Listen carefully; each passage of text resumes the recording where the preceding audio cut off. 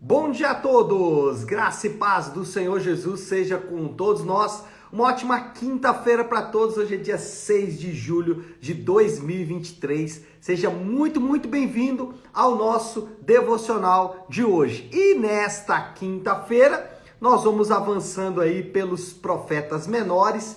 E hoje nós vamos de Naum. Profeta também bem pouco conhecido da grande maioria das pessoas. E nós vamos falar hoje sobre também um tema bem leve, né? O tema do devocional de hoje é Deus vingador. E eu quero já ler o texto para não te assustar muito. O texto que a gente vai usar como base aí para o devocional de hoje é Naum, capítulo 1, versículo de número 2, que diz assim. Então, Naum, capítulo 1, versículo 2. O Senhor é Deus, zeloso e vingador. O Senhor é vingador, seu furor é terrível. O Senhor executa vingança contra os seus adversários e manifesta o seu furor contra os seus inimigos. Interessante pensar em Deus nesses termos. E aí talvez você pode pensar, não, o profeta está dando uma exagerada. Não, Naum carrega uma mensagem muito singular. A gente tem que lembrar aqui que a maioria dos profetas vai tratar dos pecados de Israel, dos pecados do povo de Deus, mas Naum é o contrário. Naum ele vai mostrar que os assírios, aqueles que invadiram Israel, aqueles que levaram Israel para o cativeiro, muitas vezes fazendo o trabalho de Deus à frente disso, porque Deus queria disciplinar o seu povo, mas esses povos, os assírios, eles iriam receber a devida punição por seus crimes e maldades. E os israelitas verão a justiça de Deus contra os seus algozes. Essa é a mensagem de Naum. Naum dá uma mensagem muito singular.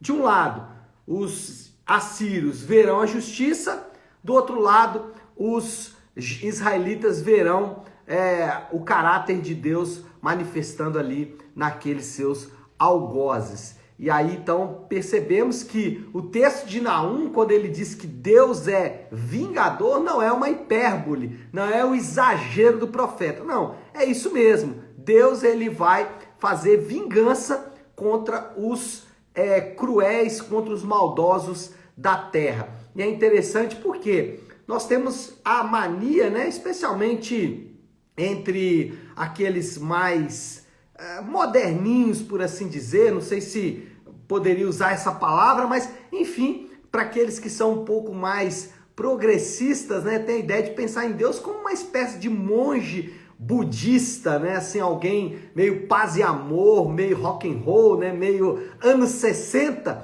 mas não é assim que a Bíblia retrata Deus. Deus, ele é ao mesmo tempo e funciona de maneira muito harmônica, a sua bondade, a sua misericórdia, mas também a sua justiça e, nesse caso aqui, a sua vingança. Bom, o livro de Naum carrega 3 mensagens a respeito do caráter de Deus. Quais são essas mensagens? Primeiro, Deus é vingador, ele não deixa os pecados impunes. A mensagem de Naum é muito simples. A Síria não vai passar sem experimentar o castigo de Deus. E é interessante que alguém pode dizer assim, mas Deus vai castigar a Síria sem avisá-los? Você lembra do profeta Jonas? O profeta Jonas foi mandado exatamente para onde? Para a Síria. Naum é um aviso contra Nínive, exatamente a cidade, a capital do Império Assírio, aonde Jonas pregou, ou seja, esses homens tiveram oportunidade de se arrepender dos seus pecados e não quiseram. Então agora o Senhor virá com justiça e eles vão experimentar o castigo de Deus. E aí, mais uma vez, você pode achar isso estranho, pastor, meu Deus, castigo, vingança, Deus é vingador, né? Como assim? Eu não acredito nisso. Nunca pensei em Deus nessa forma, dessa maneira. Como eu disse, né, muitos pensam em Deus como paz e amor, anos 60, né? Mas não é assim que a Bíblia retrata. Vou dar um exemplo para você e talvez outro argumento que você vai ouvir é o seguinte, não, isso aí é o Deus do Antigo Testamento. Deus do Novo Testamento é outra coisa, isso aí é a história que os israelitas contavam, né? alguns malucos da internet aí, capitaneados por Caio Fábio, Ed René Kivitz e tudo mais, vão caminhar nessa direção. Não, Novo Antigo Testamento, pense em Jesus. Então tá bom, vamos pensar em Jesus. Se você dá uma lida em Mateus 24, e se você dá uma lida em Mateus 25, quando o próprio Senhor Jesus vai dizer que ele separará bodes e ovelhas, onde ele dirá, à direita ficam as ovelhas, à esquerda ficam os bodes, e os bodes terão um destino drástico nas mãos do Senhor. Então, Jesus, ele é o mesmo Deus do Antigo Testamento. Ele usa a mesma linguagem quando fala de separar bodes e ovelhas. E essa é a maneira do crente lidar com a injustiça. Como que eu, como que você, como que os cristãos no mundo inteiro vão lidar com a injustiça? Sejam elas praticadas de maneira pessoal, né, contra você por outras pessoas, ou talvez até de maneira mais coletiva, quando governantes, quando juízes, quando mídia, né, jornalistas, professores, enfim, quando pessoas da sociedade civil começam então a não só perseguir cristãos, mas também matá-los, como aconteceu em vários cenários neste último século. Por exemplo, lá na Rússia comunista, onde vários e vários cristãos foram assassinados por causa da sua fé. Ainda hoje, em países como a Coreia do Norte, comunista, onde cristãos são assassinados, países como Cuba, onde os pastores não podem pregar, eles precisam pregar aquilo que o sistema, o regime comunista impõe, Venezuela, enfim, outros países como Nigéria, nas mãos do islamismo, que também homens cristãos são assassinados cruelmente no oeste africano. O ponto aqui é dizer como que o crente lida com a injustiça. O crente lida com a injustiça na certeza de que Deus é vingador e de que Deus vai fazer vingança contra esses indivíduos, contra esses grupos. Essa é a esperança do crente. Agora, quando a gente fala do ponto de vista pessoal, quando nós sofremos injustiça, é importante só fazer um comentário aqui. Cuidado para você não ser o responsável pela injustiça, tá? Então, cuidado para você, em vez de usufruir ou beneficiar-se da justiça de Deus, você sofra com a justiça de Deus. Então, não seja injusto em hipótese alguma. Não seja injusto com outras pessoas, não seja injusto com os ímpios, não seja injusto com outros crentes, com o seu funcionário, com seus pais, com seus filhos, com sua esposa, com seu marido. Enfim, não seja injusto, porque se você for injusto, talvez você vai cair nas mãos do Deus vivo, e não é uma coisa muito boa de se acontecer, porque já vimos aqui que Deus é vingador, como o próprio texto diz. Mas Naum não para aí, né? Naum não para em Deus vingador. Também Naum destaca que Deus é bom, poderoso e ativo. Deixa eu ler o texto aqui, que é Naum, capítulo 1, versículo 7. Diz assim: o Senhor é bom.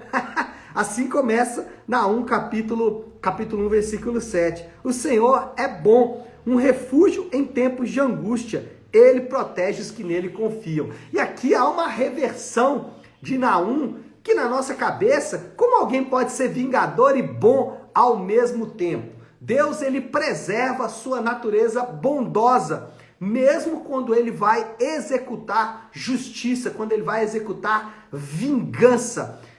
Mesmo nesse momento, Deus continua sendo bom. A justiça e a vingança de Deus, como ele disse aqui, né? Estou usando a linguagem do profeta. Essa justiça, essa vingança de Deus, ela é carregada da bondade, da compaixão e da misericórdia de Deus. Por isso é que é importante sempre confiarmos na justiça de Deus. E os injustiçados podem confiar na justiça de Deus e não fazer justiça com as próprias mãos. Não cabe aos crentes fazer justiça. Por quê? Porque os crentes separam, né, sua natureza em departamentos. Eles não conseguem ser justos e bons ao mesmo tempo. Eles não conseguem essa dinâmica que a divindade consegue, de carregar vingança com bondade ao mesmo tempo. E aqui o texto também ensina algo tão tremendo. Ele fala que os injustiçados podem confiar no Senhor, né? Ele fala aqui, ó, o Senhor é bom, um refúgio em tempos de angústia. Ele protege os que nele confiam. Então, se você sofreu injustiça, se alguém te deu um prejuízo, seja financeiro, emocional ou físico, confia no Senhor. Confia no Senhor, porque o Senhor, como ele mesmo disse aqui, é um refúgio em tempos de angústia. E aqui é um ponto importante. Deus, ele nem sempre livra da angústia ou da injustiça. Ele não diz que vai livrar o povo da angústia. Ele diz que vai fortalecer em meio à angústia.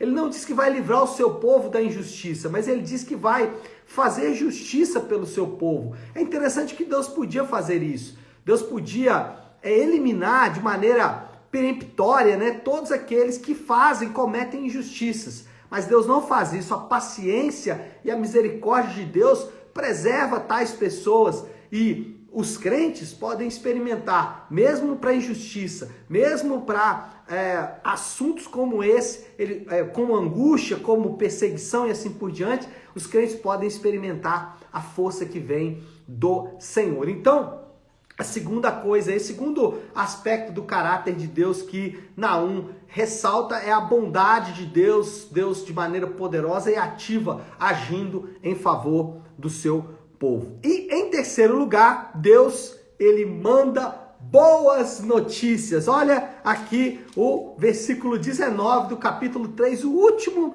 versículo do livro do profeta Naum. Diz assim: não há cura para a sua chaga e a sua ferida é mortal. Quem ouve notícias a seu respeito, bate palmas pela sua queda, pois quem não sofreu por sua crueldade sem limites? Esse texto é direcionado aos assírios. Lembra que eu disse, os assírios eram extremamente cruéis. E aí, só para dar um exemplo, eles tinham o costume de empalar os seus inimigos. O que é o ato de empalamento? Tem uma estaca com uma ponta fina, né? Uma ponta muito afiada, e os seus inimigos eram espetados vivos naquelas estacas de pontas afiadas. O empalamento era uma maneira muito comum dos assírios punirem, ou a palavra cruel, mas não é cruel, fazer com seus inimigos. Enfim, era assim que os assírios tratavam os seus inimigos, torturavam os seus inimigos. Essa é a palavra que eu estava procurando. Era assim que os assírios torturavam os seus inimigos. Então, aqui, o que Naum está dizendo é que quando aqueles que sofreram nas mãos dos assírios ouvirem as notícias, eles ficarão felizes. E lembra aqui que a palavra é boas notícias, né?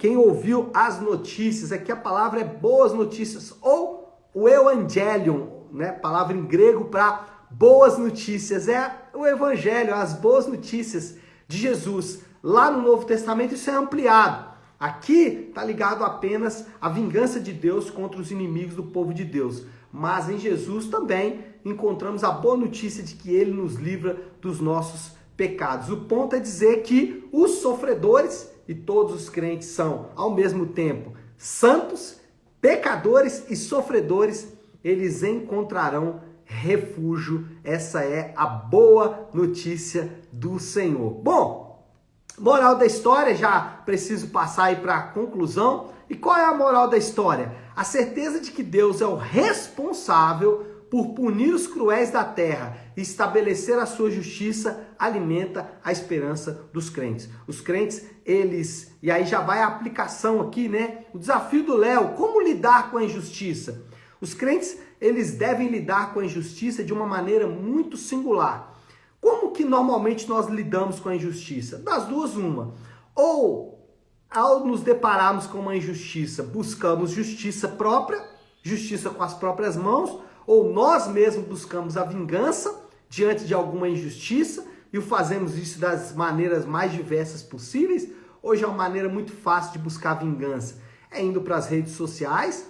Você pode também, ao sofrer uma injustiça, absorver a injustiça e pensar o seguinte: bom, eu vou aqui de maneira estoica lidar com essa injustiça, mas isso pode custar a sua saúde física, emocional e até espiritual. Então, como os crentes são incentivados a lidar com a injustiça? E esse é o desafio do Léo nesta quinta-feira. Os crentes são desafiados a lidar com a injustiça, colocando nas mãos do Senhor essa injustiça. Perdão, ele inclui o fato de que nós delegamos a Deus o direito de fazer justiça. Dissemos: Senhor, nós não temos condições de fazer justiça, faz justiça em nosso lugar. Basicamente isso é perdão, e é assim que os crentes lidam com a injustiça. Agora, o último detalhe aqui é uma lembrança.